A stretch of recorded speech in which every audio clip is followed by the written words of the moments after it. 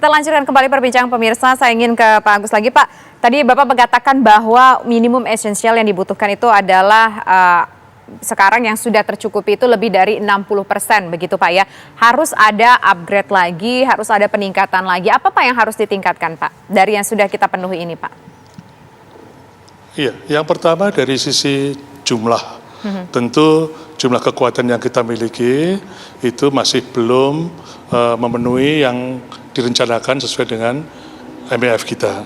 Nah, di sisi lain itu yang kalau kita ikuti gelar kekuatannya saat ini sudah meliputi 3 kewilayahan, yaitu wilayah 1, 2, dan 3 atau barat, tengah, dan timur.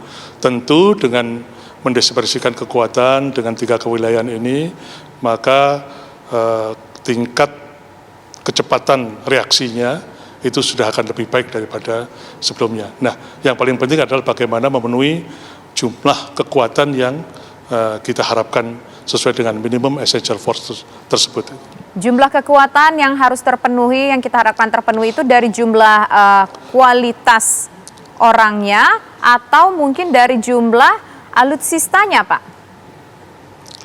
Ya, jadi kalau untuk TNI tentu yang paling utama adalah memenuhi jumlah alutsistanya.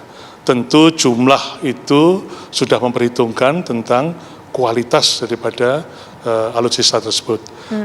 Tidak mungkin seperti TNI Angkatan Laut memiliki 179 kapal patroli.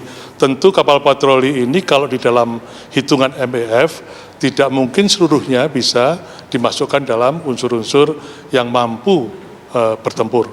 Oleh karena itu jumlah yang kita harapkan baik itu kuantitas dan kualitasnya itu adalah sebagaimana yang telah direncanakan di dalam minimum essential force tersebut. Begitu Mbak. Oke, ini kan Pak permasalahan tadi sudah disampaikan. Kita ada permasalahan Papua, permasalahan Laut Cina Selatan. Nah di sana sebetulnya posisi kita seperti apa Pak? Seperti apa kita pula harus bersikap? Mengingat di situ ada Cina, ada juga Amerika Serikat, dan dengan kebijakan luar negeri kita yang bebas aktif pun kita juga tampaknya juga punya kepentingan di sana. Ini bagaimana Bapak memotret ini Pak?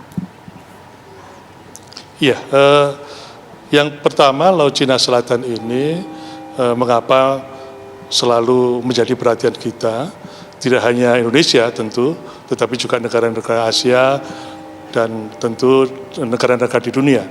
Karena selain memiliki kekayaan alam, juga perbatasan yang belum terselesaikan dengan baik itu dikhawatirkan akan menimbulkan konflik. Di sisi lain kita tahu bahwa hampir seluruh dunia menggunakan Laut Cina Selatan untuk kegiatan perdagangan maupun lintas laut dari kapal-kapal mereka. Oleh karena itu negara-negara tersebut juga berkepentingan untuk mengamankan kapal-kapal mereka manakala melalui Laut Cina Selatan. Nah, oleh karena itu mengapa ini perlu terus menjadi perhatian kita, karena jangan sampai manakala konflik terjadi di Laut Cina Selatan itu akan mengakibatkan limbahnya itu menyentuh ke Indonesia. Oleh karena itu kita juga berkepentingan di situ, khususnya dalam masalah sengketa perbatasan di dalam CTI kita dengan Cina. Oke, Pak. Sebetulnya kalau berbicara kita harus turut berperan aktif untuk menjaga wilayah Laut Cina Selatan. Kita juga tetap berhubungan baik dengan Amerika, dengan Cina, begitu. Tapi kita juga berusaha mempertahankan kondisi kita di sana. Kalau kita melihat dari segi kekuatan alutsista kita seperti apa di sana, Pak? Apalagi kita juga ada rencana nih, Pak, untuk pembelian 10 kapal perang fregat, Pak. Ya, tentu kekuatan kita yang didispersikan ke Laut Cina Selatan sudah terencana oleh Mabes TNI, baik jumlahnya maupun jenisnya. Oleh karena itu semuanya tersebut selalu dihadirkan oleh Mabes TNI di wilayah perbatasan tersebut. Nah, berkaitan kalau kita membandingkan kekuatan Indonesia dengan Cina, tentu kita tidak bisa membandingkan sebagaimana apple to apple, tetapi yang kita bandingkan adalah bagaimana kehadiran kita di Laut Cina Selatan mampu untuk mengamankan di wilayah tersebut. Itu yang paling penting. Jadi bukan jumlah kekuatannya berapa, Indonesia memiliki berapa, Cina memiliki berapa, tetapi kehadiran kita di wilayah tersebut yang secara terus-menerus itu menjadi lebih penting untuk kita perhatikan. Tapi kalau misalkan kita punya alutsista yang canggih Pak di tempat-tempat tertentu, ini bukankah bisa memberikan efek gertak Pak kepada orang-orang yang mungkin agak rada-rada iseng Pak, orang luar yang agak rada-rada iseng? Ya, benar sekali. Jadi memang kualitas daripada alutsista itu akan sangat menentukan deteren dari suatu negara. Oleh karena itu memang Indonesia perlu memiliki kapal-kapal yang lebih canggih. Okay. Canggih di sini dalam arti sangat tergantung dari pembuatan kapal tersebut. Okay. Manakala kapal itu lahirnya lebih muda, saya yakin pasti teknologinya lebih canggih daripada kapal yang sebelumnya. Oleh karena itu tingkat kecanggihan kapal itu sangat tergantung dari kapan kapal itu dibuat dan alat deteksi dan persenjataan apa saja yang dipasang pada kapal tersebut. Okay. Tentu dengan memperhatikan generasi dari tiap-tiap teknologi tersebut akan sangat mempengaruhi dari kehandalan kapal tersebut. Oke, apakah kapal-kapal handal yang disebutkan oleh Pak Agus tadi kriterianya ini sudah terpenuhi dengan kapal yang akan kita beli 10 Pak, kapal fregat? Tapi nanti Pak ya, kita jawab soal kapal fregat ini, kita harus menyimak dulu nih Pak, ada pengamat pakar militer yang juga bersuara mengenai bagaimana membentuk TNI yang kuat. Ternyata dibutuhkan indikator pemirsa, yaitu ada indikator kesejahteraan, pendidikan, alutsista yang mumpuni, dan juga pengorganisasian yang baik. Dan berikut pernyataan pengamat politik atau maksud kami pengamat militer Beni Sukadis. Itu ada 4 indikator.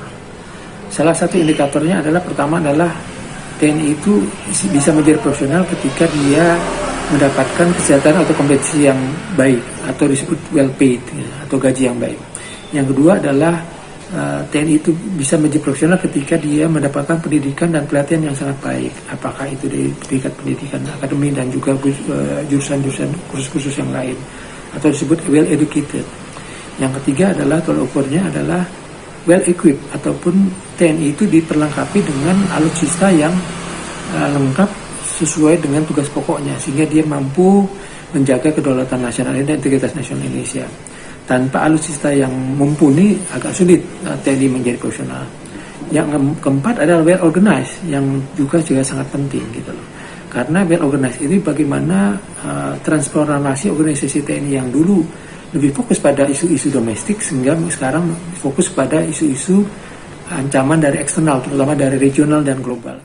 Yaitu pengamat dari pakar militer pemirsa dan juga merupakan purnawirawan dari TNI AL dan sepakat tentunya dengan apa yang disampaikan, sejalan dengan apa yang disampaikan oleh Pak Agus Hartono tadi bahwa salah satu poinnya untuk meningkatkan kemampuan dari TNI itu adalah well equipped, berarti peralatannya harus canggih. Nah bicara lagi nih Pak soal peralatan, kita bicara TNI AL dulu nih Pak.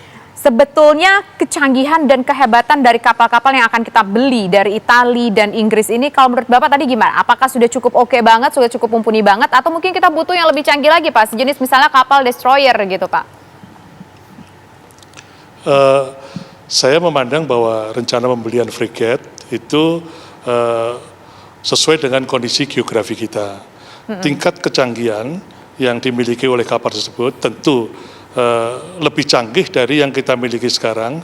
Mengapa demikian?